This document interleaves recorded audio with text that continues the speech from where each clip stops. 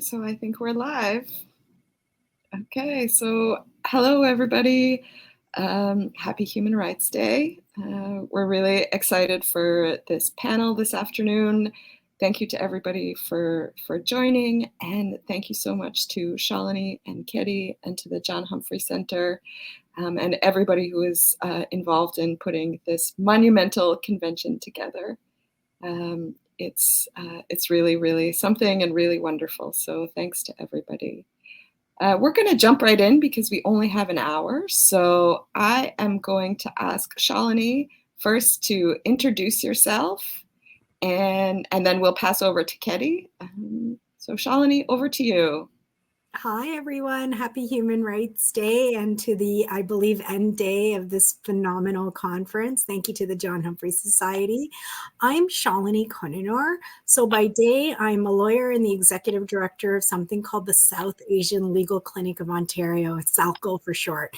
And what that is it's a legal clinic funded by Legal Aid Ontario that works with low-income South Asian people across Ontario on different areas of law, including human rights law. And in addition to that, our clinic actually works across the country with other people funded by other programs to work on things like human right, forced marriage, human trafficking, gender-based violence issues. So we do a little bit of direct legal service across the country as well. But in addition, we're funded, and one of our key mandates is really to think about the connection between the on-the-ground work that we do with clients and the larger systemic issues. And for us, a lot of that work is around thinking about the ways in which racism and discrimination of other forms impact the life outcomes for our clients. And in doing that, SALCO, along with a number of other organizations, founded an organization called Color of Poverty, Color of Change. And I'm a steering committee member of that organization as well. So I come to you from both. And Color of Poverty, Color of Change has been working for about 17 years now to really think about what's going on with racialized and Indigenous communities in Canada, and in particular with a focus on racialized communities and the disproportionate life outcomes that they face, including higher rates of poverty, poorer rates of pay, poorer rates of labor market outcomes, poor health outcomes, poor outcomes in our education system, significantly more entanglement in the justice system, and really poor outcomes in housing. And so why structurally those things are happening. And you'll see as we talk about how that ties together with international and domestic human rights. Thanks, Shalini. Ketty? Yes, hello. Thank you, Meghan, and thank you to the John Humphrey Center as well for this fantastic conference. Happy Human Rights Day, everybody. 75 years old. The declaration is 75 years old today, and it is really worth celebrating. So I am delighted to be with all of you today. I have the honor of serving as the Secretary General of Amnesty International Canada, the English-speaking section. And what we do at Amnesty, I mean, when I try to explain this in a minute or two, is, you know, our vision is really a world where everybody can enjoy those 30 rights enshrined in the Universal Declaration of Human Rights, which is why today is a really significant day for us. And the way that we do that is by researching and generating actions on a range of issues to prevent and to end grave abuses of these rights. And so we hold the powerful to account. We monitor how states around the world uphold the Declaration of Human Rights, and we generate action around the world. We're a movement of over 10 million people globally, with offices and sections in over 70 countries, and we are funded by people like you, right? So we're not, we do not take money from government. We take the majority of our funding comes from people who give us $10, $20 a month. And so it's this powerful community of individuals who believe in a better world that makes us who we are. And so that's really fundamental to Amnesty's approach. we believe that it is by taking collective action that we can push, advance, and continue to uphold human rights. And to do that, no government is beyond our scrutiny. So we monitor human rights abuses around the world, including right here in Canada. And so our mission in Canada is both international and domestic. We look at how states are upholding human rights globally, and we look at how Canada responds and how Canada contributes to enabling those rights. But we also look very much at what's happening here in Canada and the wide range of violations that are ongoing and that are perpetrated by the Canadian authorities. And so, in a nutshell, that's what we do, and we're powered by people like you. So I look forward to the rest of the conversation. Thanks, Ketty. Hi, everyone. My name is Meghan Doherty. I'm the Director of Global Policy and Advocacy with Action Canada for Sexual Health and Rights. And we are a national organization based in Canada. And we also work globally, primarily within the UN human rights system. And domestically and globally, we work to advance sexual and reproductive rights for everybody, everywhere. And we do that in a few different ways. So within Canada, we operate a 7-day-a-week access line where people can access information on sexual and reproductive health and navigation, support and navigation through the health system. We also operate an abortion fund to support people who may need additional financial supports to enable themselves to access safe abortion. We run a range of public health campaigns, and we also do significant policy advocacy to the Canadian government around improving the environment for sexual and reproductive health in Canada, also through Canada's international assistance, and then also advocating around Canada's position within UN systems. And then finally, through more broadly looking at the shaping of those norms and standards at that global level for everybody, everywhere. And so it is such an honor to be on this panel with Shalini and Ketty. I think our work complements each other's very, very well, and we have a lot to say about human rights, both in Canada and globally. And on this International Human Rights Day, I'm really looking forward to our conversation together. But at the same time, I think it's important that we also note that we're gathering at a time when many people are questioning the value of human rights, given just the immense scale of human suffering we're witnessing around the world.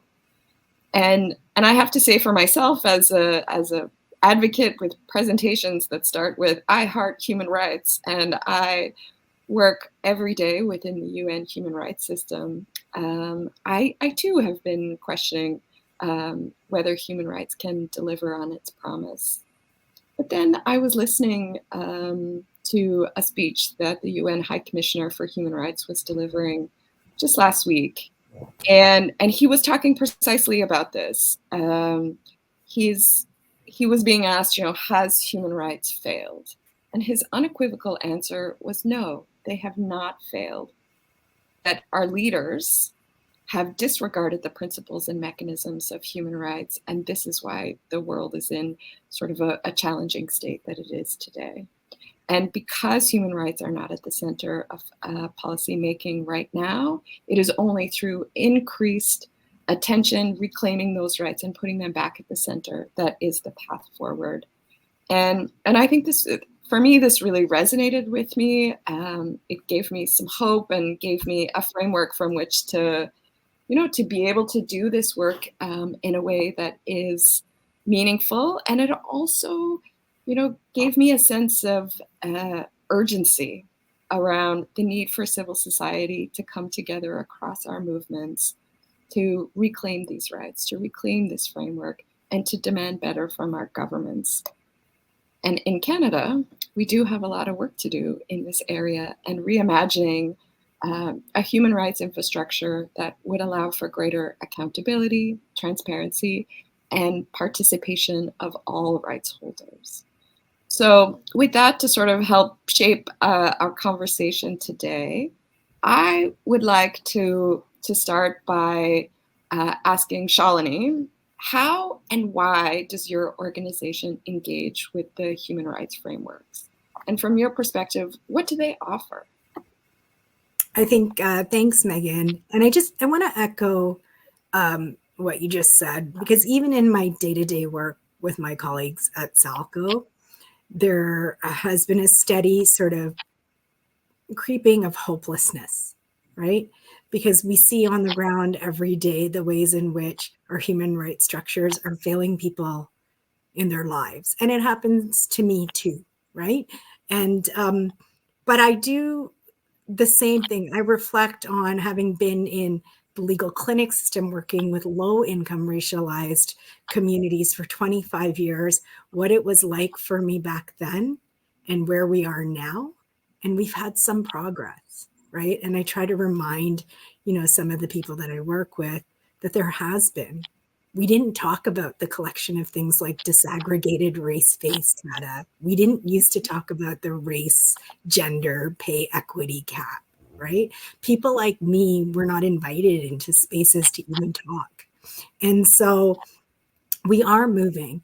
And why I say that is because it answers your question on the value of the human rights framework. And the reality is, when you look at the data, particularly in Canada, and if I just take racialized people as one small snippet of identity, the data is bad, right? So we are not actually applying that human rights framework. That's why we have the data that we have around basically disproportionately worse life outcomes in almost every part of life.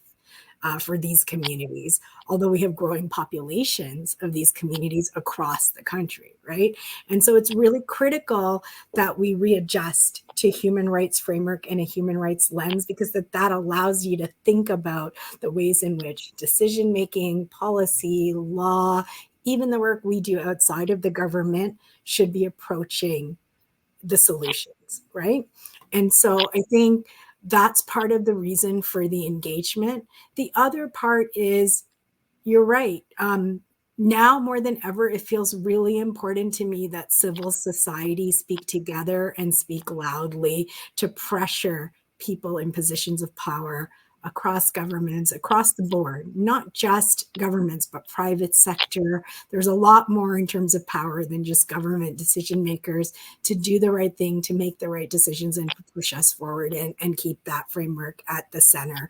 And so I do think progress is being made. I think even in the small amount of work that we've done from back then to now as Color of Poverty, we've seen changes, right? We've seen conversations at Statistics Canada around how data will be collected. We've seen conversations about a stronger anti-racism strategy. We're seeing conversations around hate and what it's doing here and across the world, right?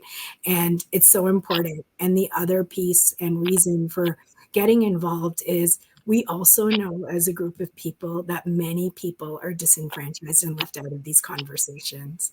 And Color of Poverty, sort of across its steering committee, represents thousands of people in communities who have no idea even about these conversations, these opportunities, the Human Rights Declaration, the framework, but they do have an idea of how that impacts life for them.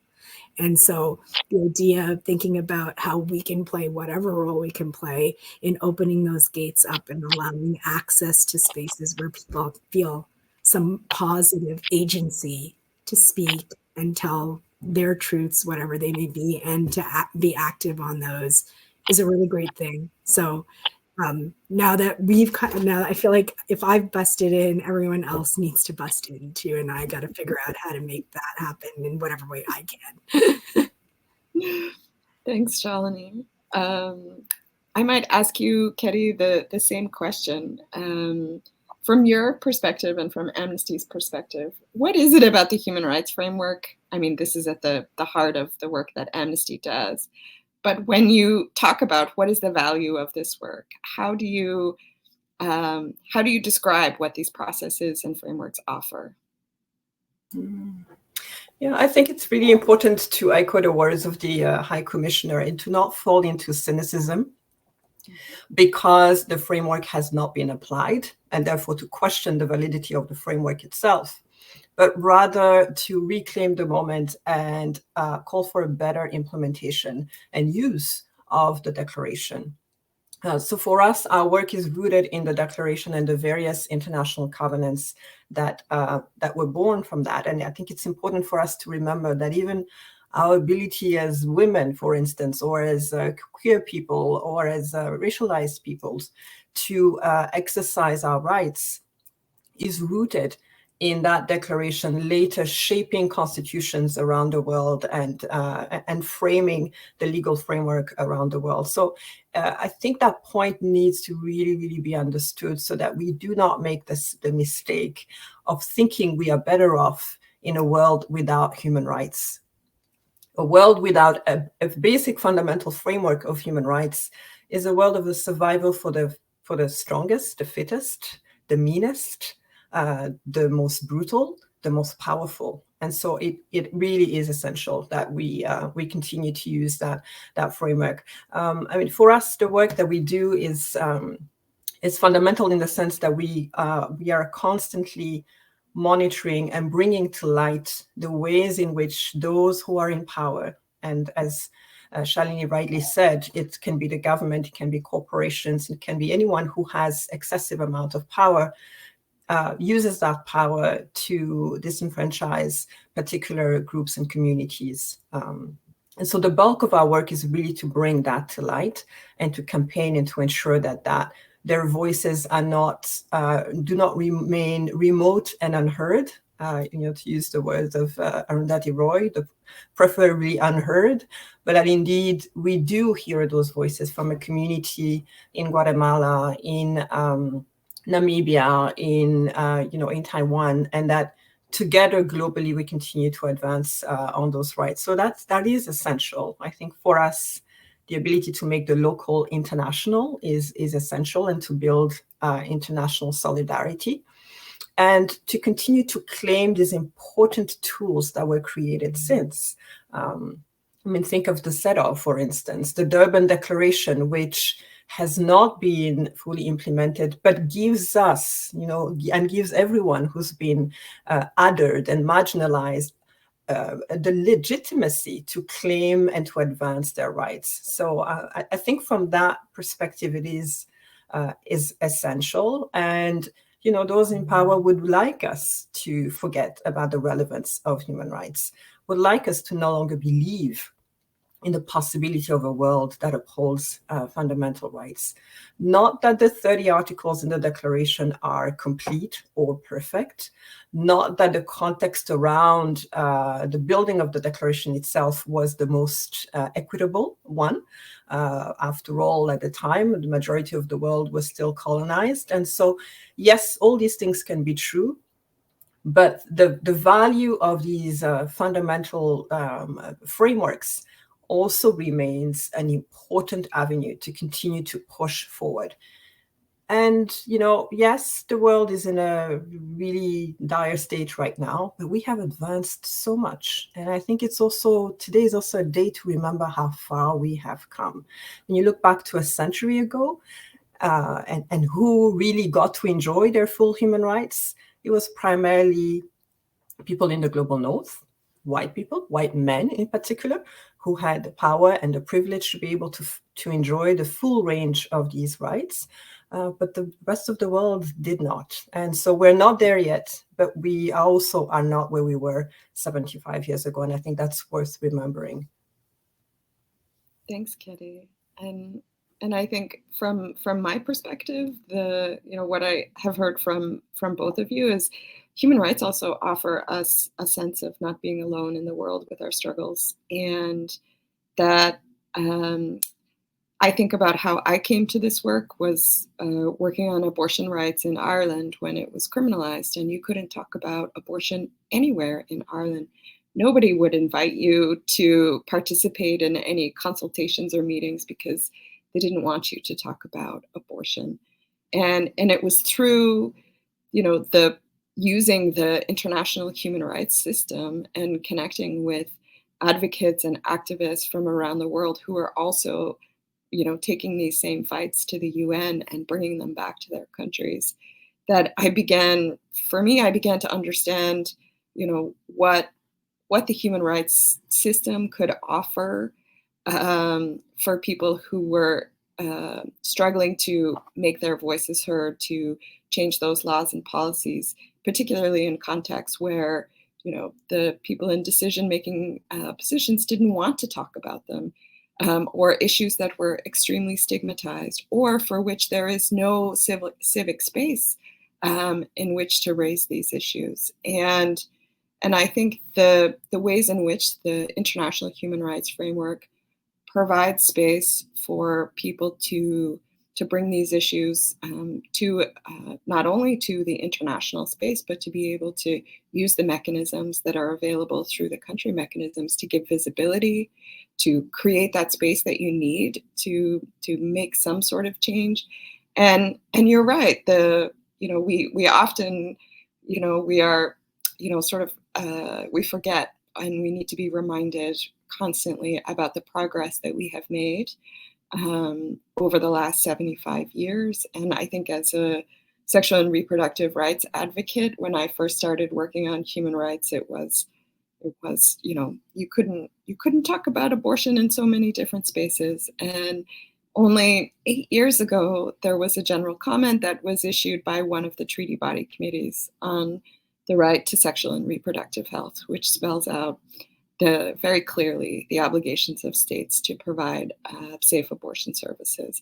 And I think, there are tons of these moments that we could speak to for which we can see how human rights have supported and advanced, but they are also driven by civil society and how important civil society is in making that happen. So I think, each of us come to human rights from different perspectives, but really I feel like we're saying a lot of the same things. So, which again, sort of brings the connections that human rights have.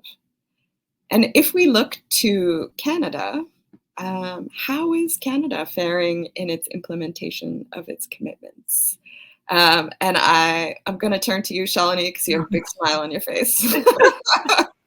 I need like 4 more hours to talk about this one question. I mean, so I take what Ketty said around we have made progress like over the long term, right? Mm-hmm. But if we think about right now and where we're at, I have a few things to say. One, in terms of, as in particular around the anti-racism work, it's been a long haul, right? From the Durban Declaration to where we are now, we haven't moved as much as I would have hoped, and likely many people would have hoped that we had moved in terms of concrete recommendations. And there are many, many recommendations across the UN committees, the Universal Periodic Review, the Committee on the Elimination of Racial Discrimination, actually weaved through almost every committee's recommendations are recommendations related to things like anti-racism, discrimination, and anti-hate. And what we know to be the case here in Canada is federally, there is no anti-racism legislation. There is no concrete national action plan on anti-racism. There's a plus in something called the gender-based, the GBA, the gender-based analysis plus. The plus is meant to, I think, include all of the other things that are not gender-based, but equity-focused. And I think what many people, myself, I'm going to speak about in particular, feel is that we don't need actually to provide more recommendations to our government. They're all out there. They've been out there for a long time, but we are struggling still in terms of implementing in a clear way. We're also struggling in terms of monitoring, and we're struggling in terms of accountability. So we don't have a good framework for all of that. One case that comes to mind is a case that we intervened in that's currently going ahead, the case of Nell Toussaint, who is a migrant worker here in Canada. And when I say was, it's because she passed from her health conditions, but bravely took on a decision at the international sphere and won, saying that we should have healthcare coverage for migrant workers in this country. We are still today in litigation with our own government around something that for many of us feels like a fundamental human right, right? And that gives you a feeling and an understanding of the difference in the approach, right, of where we're at. I think a lot about the case of Indigenous children and the access to healthcare on reserve, and the fact that it was fought for so many years before we got to a resolution. And as a lawyer, when somebody is fighting against you on what you think is sort of a very fundamental human rights feeling, that gives you a message around what your government is thinking. And it's a really tough pill to swallow. And so in terms of implementation, I think a lot of good work is being done around working at the federal level to figure out how to create a better relationship, how to create a relationship of implementation, of engagement with us, right? We use the term civil society, but it's much larger than that. For me, it's how do you engage with all of us? How do you engage not just with me, but my clients who are sleeping in their cars and who don't have enough to eat? And there are really structural reasons for why that's happening, right?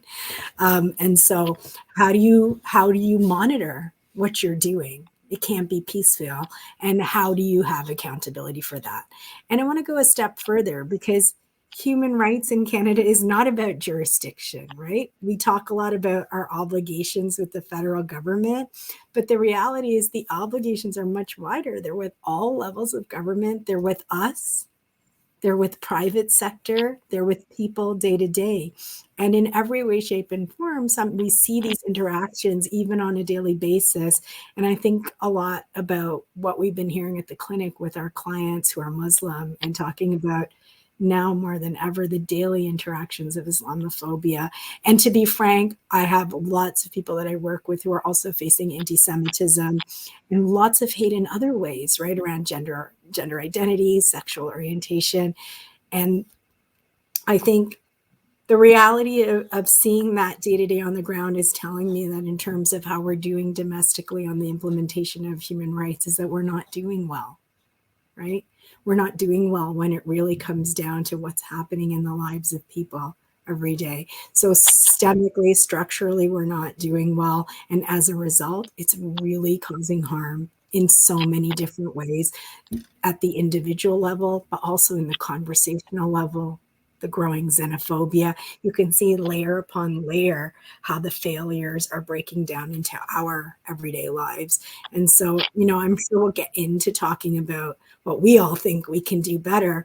But I think when you see governments who are actively not taking those recommendations over a number of years and creating some change, that's a message. When you see governments fighting cases where you think you should not be fighting this, that's a message. And when we see governments who are consistently confused about how to engage with the people whose rights are being sort of taken away or discriminated against or diminished, that's a message. And I think the message is that we're not serious enough about the implementation of human rights in Canada. Thanks, Shalini. Ketty, I would put the same question to you. How do you think Canada is failing in terms of, or faring, sorry, this is a bit of a slip there. How is Canada faring in the implementation of its commitments? Interesting choice of words, Meghan. So Amnesty prepared a brief ahead of the UPR. We did a review of Canada's performance on the UPR over the past 5 years, and we titled our submission Human Rights in Peril. So that sort of sums up what our perspective is on how Canada is doing on human rights domestically. I would say that Canada is not only not doing well, so I fully echo what Shalini has said, it also is not doing well in an inexplicable way.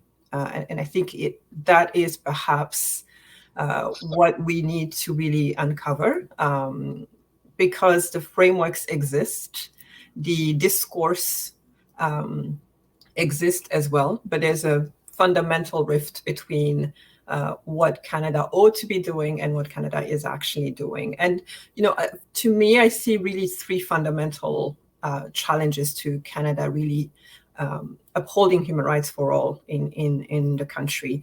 The first is the identity issue.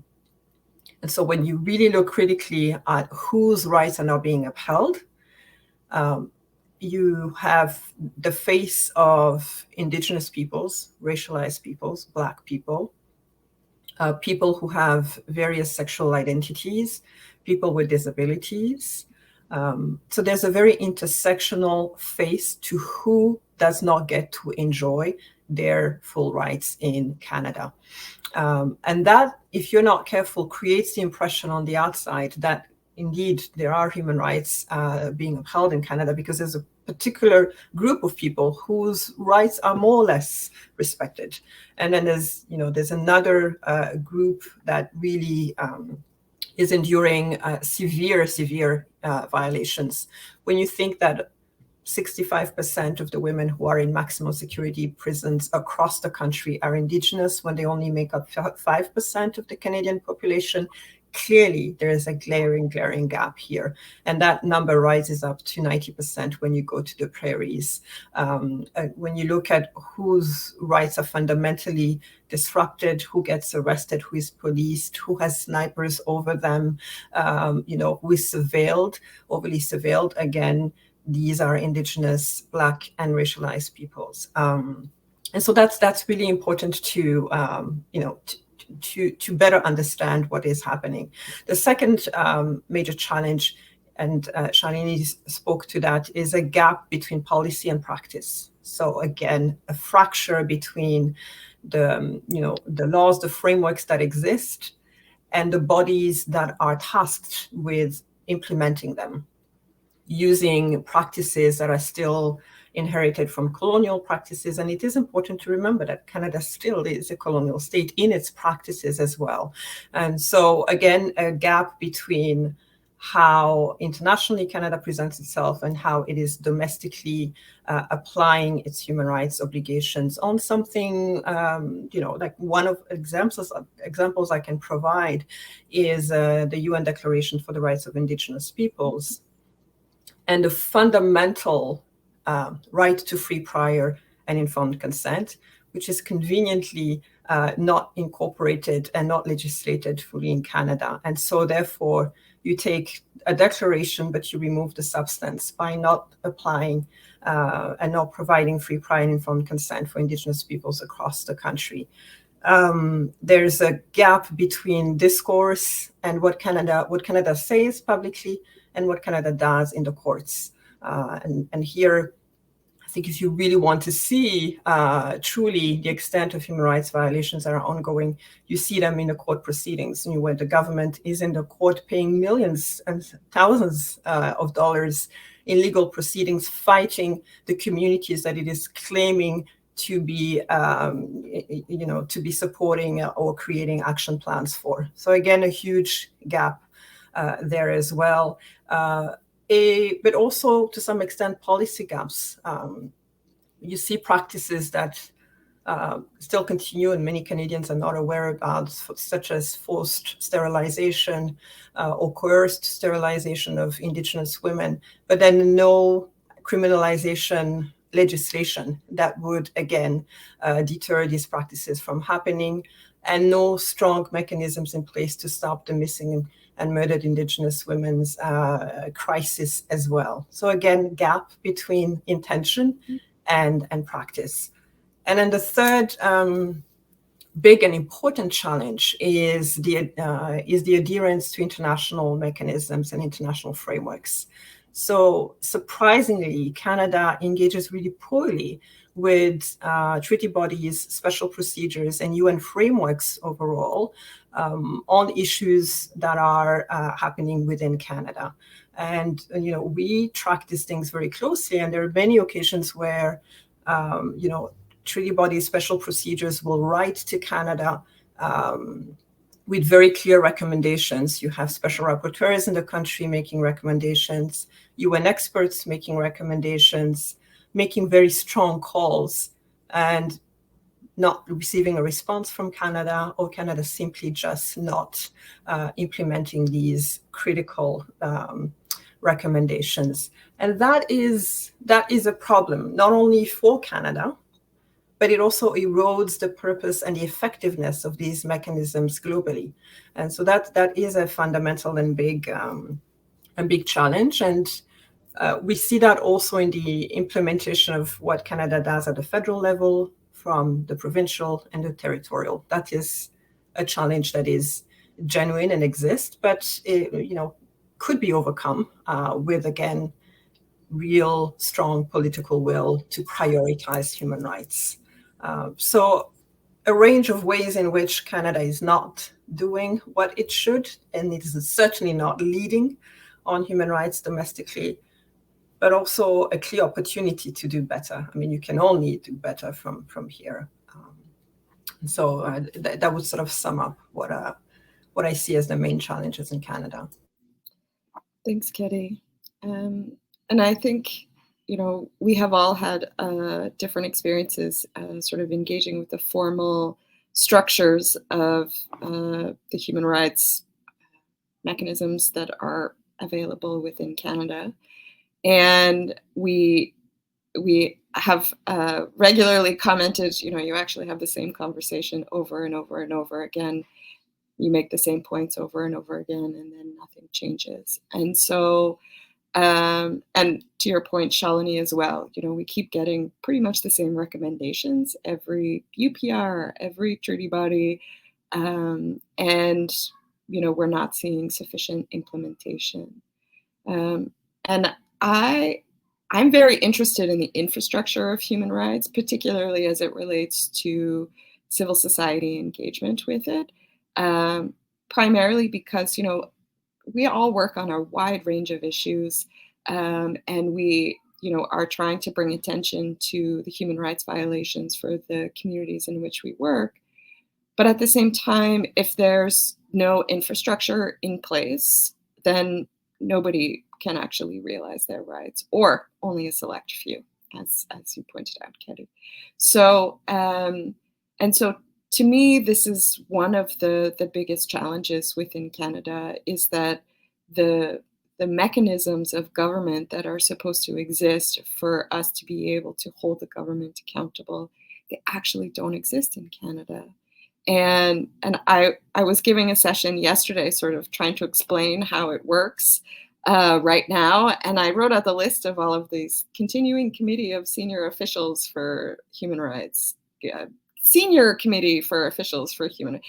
Anyways, and it was, it was just like all of these mechanisms that have been put in place and are actually not meeting the goals, and they're also not set up in such a way that they are transparent, that civil society or anybody who is interested can be able to access them, and that, as Shalini was pointing out, monitoring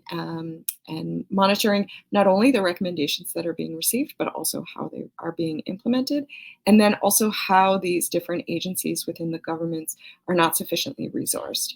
And so, so there are individuals for which, they are hearing our frustration in these meetings, but it's bigger. These are such huge structural issues around human rights more broadly within Canada.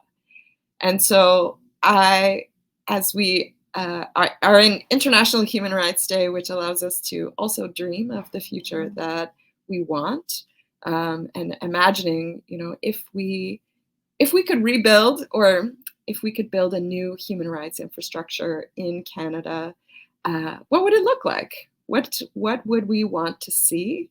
And what would we need to make that happen? So I'll actually start with you, Ketty, if that's okay. Yes, I like the tone of the question. Let us dream and imagine. And so, I think political will is fundamental, and you need to be, just because I've observed this for a while and worked in these spaces for a while, and beginning to see this gap really as intentional. And so it needs to be, you need to start with a political will and a political understanding that these rights are fundamental and must be upheld. And, I was thinking just the other day, if I were the prime minister, I would want a regular briefing from my various ministers on how they are performing against Canada's international human rights obligations. And I would want a full report, and I would want a progress report at least twice a year. I would want to see how we are actually upholding the obligations that we have internationally, because that only would serve me nationally, but it would also help me advance and be more credible on the international stage as well. And I think this speaks to the current infrastructure that is inadequate, where you have a coordinating body within the Ministry of Heritage that sort of coordinates without having the authority and the power to hold other departments accountable, and then creates reports and sort of, without, again, the strength, the authority, the championship of a higher senior body. So if I were to really dream and imagine, I would want that responsibility placed at a higher level in the government. For me, ideally, it would be with a prime minister or the deputy prime minister. But and then I would have coordinating bodies within every department at the federal level and at the provincial level. In that way, at least you will begin to have an actual monitoring, and you will begin to track what is happening. The challenge right now is that it is civil society who is tracking Canada's implementation of human rights. The Canadian government itself does not have a coherent, we spoke, I think we were speaking with some colleagues the other day, we might even need an Excel spreadsheet that even documents how Canada is currently doing. And you speak to every department, they have no clue of what the other department is doing or is not doing. So first we need to track and we need to monitor in order to know, to have the full extent of the issue, and in order to be able to respond to it. And second, so that would be my second dream, would be really setting up a department for human rights that is cross-cutting. And I think we've done that pretty well when it comes to gender, and it shows that it is possible. We've been able to use GBA plus lens across all government programs. There is no reason why we cannot use a human rights lens across all government policies and implementation and tracking that effectively. It is very possible, but it also requires resources. It requires having the right people in the right place, and it requires the right structure. So I would certainly create a Department of Human Rights that is working both federally, provincially, and at a territorial level. And I promise this is not an election. I'm not running for anything. But if I were meeting the prime minister, this is what I would tell him. Well, there's a comment in the chat that's hashtag Ketty for PM. So I don't know. Shalini, what would you dream? What's your dream? Yeah, Ketty for PM. That's what I would dream first. So there are two pieces, and they echo what Ketty said. So the first is around actually a side piece, not a side piece, but a critical piece actually around how accessible is any of this to the everyday person. Just this morning, I was reading a piece in the Toronto Star that did a survey on our knowledge of our own Charter of Rights and Freedoms. And the survey reported back the dismal state of our knowledge, right? As just people in this country. And so one of the things that I think a lot about is when I started trying to do UN human rights work, just be very frank and say it was confusing as bleep, right? It is a tough area to break into.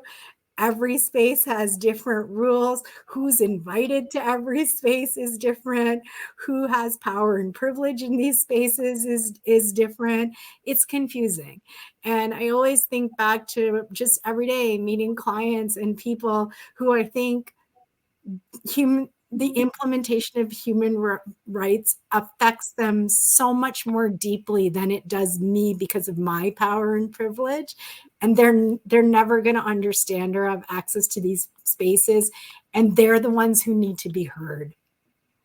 I want people who make decisions to hear and be accountable for what's really happening. So how do we bust open and do education and create spaces that are not so complex that they become inaccessible to people? That's the number one thing. And the dream is that you can actually go on one clearinghouse website and it just tells you, right? Hey, the Universal Periodic Review is coming up. This is what it means. If you want to send a submission, here's the email and here's what to do it by. Really simple stuff, right?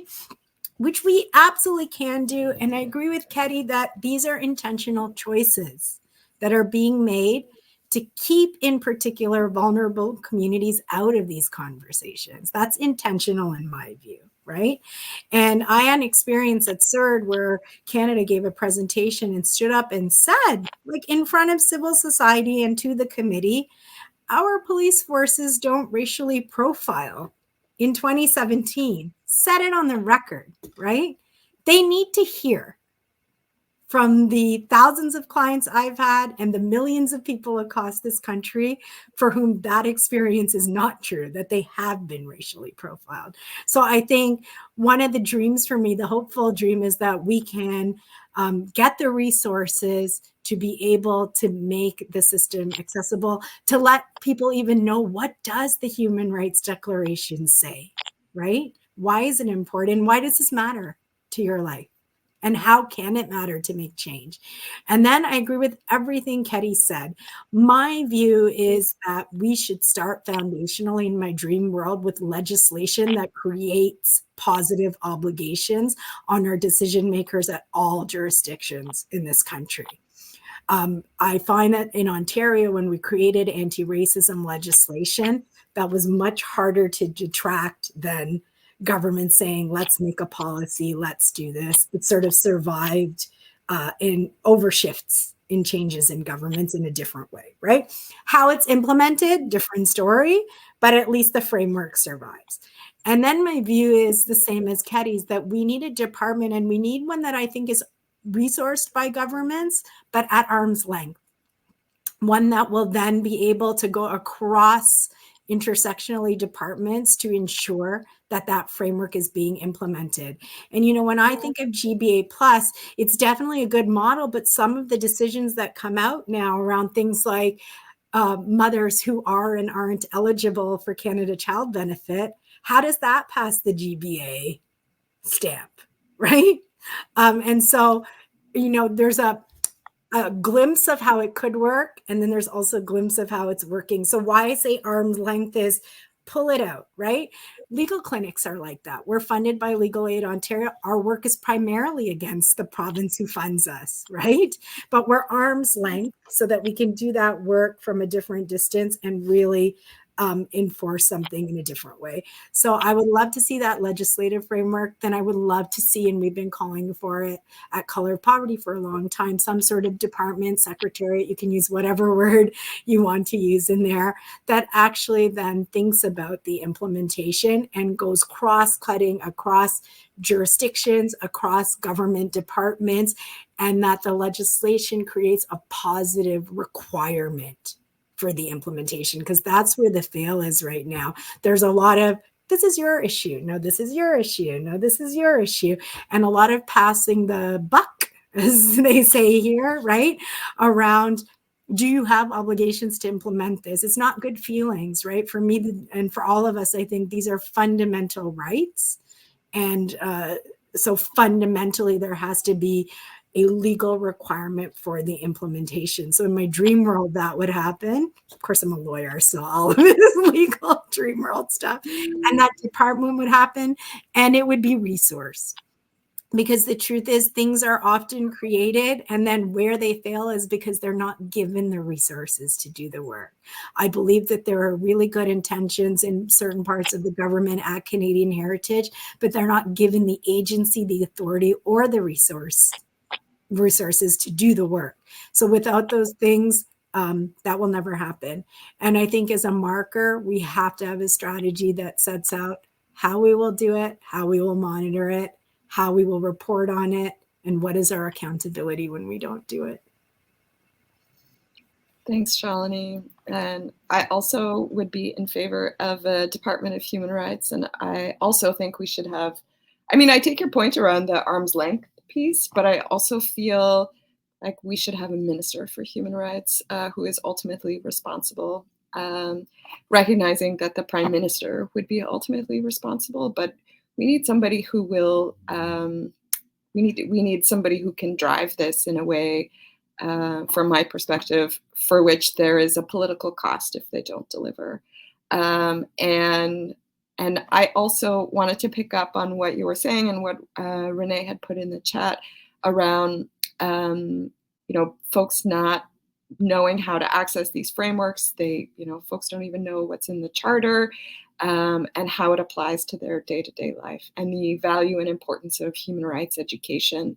I think that this is, there have been different iterations and different waves of human rights education, and I firmly believe that this should be something that is incorporated throughout our education system as part of, we call it comprehensive sexuality education, but within that, that sort of package of materials is teaching people about their rights and how to claim them, and how to put that into practice. And so I think there is a lot of space for human rights education within comprehensive sexuality education. And then my big dream is that I wish that we could have an office set up in Canada that is, or sort of a country office from the Office of the High Commissioner for Human Rights. I think that we need a lot of support over the next 10 years. Government needs a lot of support in doing the things that we want them to do. And there are so many great examples from around the world of how different countries have set up different ways in which to monitor and implement human rights recommendations.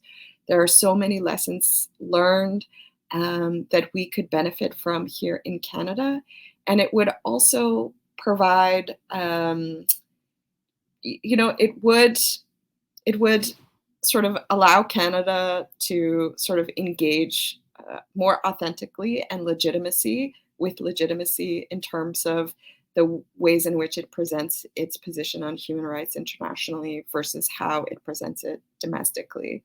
And so also, when you have somebody who's watching in that way, you also behave a little bit different. And so that would be my dream, that we would have a country office for the Office of the High Commissioner for Human Rights that could also help civil society as well. I mean, there are so many incredible resources that come out of the office that from the treaty bodies, from the special procedures, but also from the office itself. It has done tremendous work in finding ways to support countries to implement their human rights obligations. So that's my dream.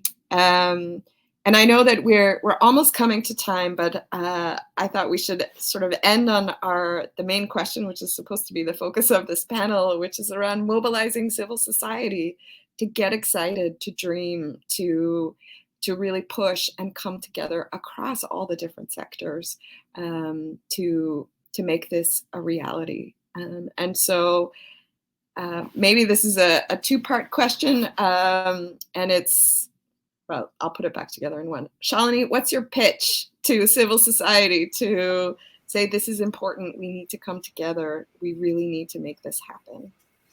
My pitch for the Color of Poverty pitch for the clients that our organizations work with is, this is a mechanism that can actually make change. And I talk about when we started on immigration detention and talking about, Canada took a very hard line that they were not going to create any rules on immigration detention. It's within their purview to detain people, and that's it. From there to now, we're at a space where detention is now considered an item of last resort, that there are a lot of safeguards in place. We're not where we want to be yet with ending immigration detention, but we're about like 75% from where we started to now, right? So you can see actually what the power of raising it in human rights spaces was internationally and domestically, and working with incredible organizations like Amnesty that enhance that voice, that it really has meant actually for many of my own clients that they're not in immigration detention, and they would have been 20 years ago, right? So the pitch for why for me is really a tangible one, in that it matters to your own human rights. It can make changes for us. It can make changes for our communities. It can give voice to the people that I sometimes see who feel like they have no stake in this. They have no way of getting over this wall and the barriers and hurdles. And it matters because fundamentally having a human rights framework is the right thing to do, and the thing fundamentally that aligns with what I think we all want in our lives. Shalini. Ketty, what's your pitch? I mean, I would say to them that regardless of the issue you're working on, whether you're working on education, if you're working on immigration, if you're working on gender and gender rights, whether it's the rights of women, rights of people with various sexual identities, if you're working on climate, if you're working on, corporate accountability, on racism, the likelihood that your cause is already enshrined in the Declaration of Human Rights is 99%. And so I would tell them that the human rights framework enables them to move their cause and their agenda further, not by requesting a favor, not by asking the government to do something nice and nicer for their community, but it enables them to see it as a right, to know that it is already recognized internationally as a right. And that shifts your positioning and it shifts your advocacy when you know that you are demanding a right that has already been recognized. And every time we work with various civil society organizations, when they realize that, especially local sort of grassroots organizations, when they realize that what they're asking for has already been recognized and afforded in the human rights framework, their eyes light up and they say, oh my goodness, we never knew. And so you mean Canada actually has an obligation to do this? We're not just asking for it. And that is the power of the human rights framework. That's the first thing. The second is that these various causes are connected again through the human rights framework. So the framework enables us to connect various causes that ultimately all impact the same people. At the bottom of human rights violations in Canada are the same people. They are likely to be, again, gendered, racialized, and again, having either living with disabilities or struggling to have their identity recognized on various, in a various range of ways. And so being able to connect these causes and these asks together by focusing on who is most impacted strengthens us all.